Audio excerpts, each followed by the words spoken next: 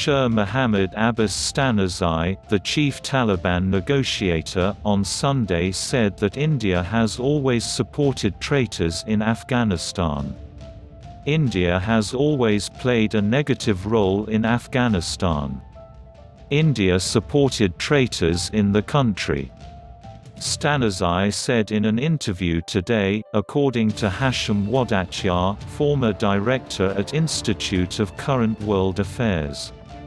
Washington-based Wadatyar didn't share details of the interview, which has already ruffled feathers in India as its jingoistic media has started agitating the statement. India has repeatedly been accused of using the Afghan soil to destabilize its arch-nemesis Pakistan.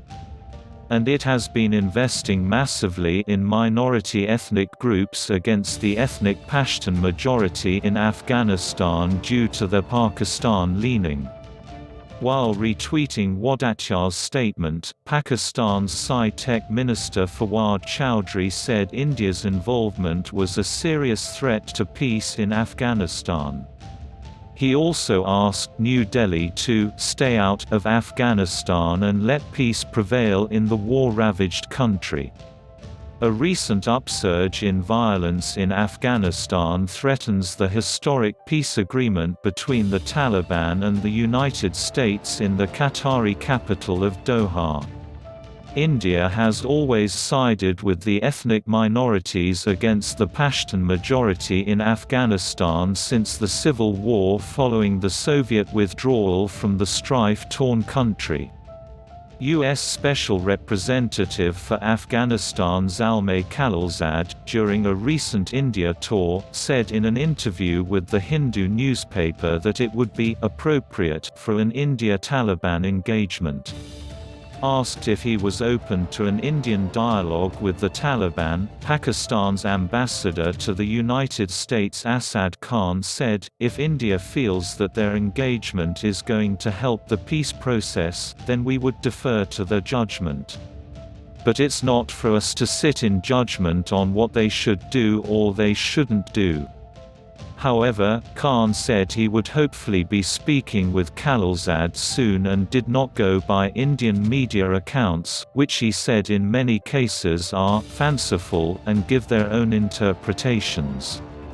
Officials and diplomatic sources say one of the reasons the U.S. has reached out to India is because it fears New Delhi is creating impediments in the way of intra-Afghan talks.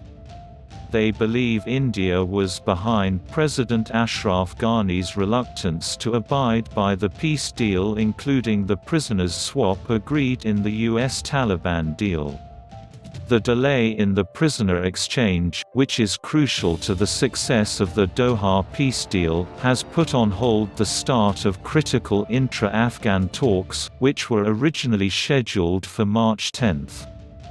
But the Ghani administration's reluctance to free 5,000 Taliban prisoners has put the process in jeopardy.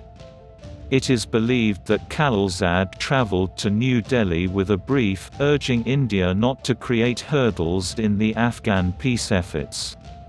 India is the principal backer of Ghani after his controversial victory in the presidential elections. India feels that the peace deal in Afghanistan will erode its influence, while Ghani also fears his political demise if the US-Taliban agreement succeeds.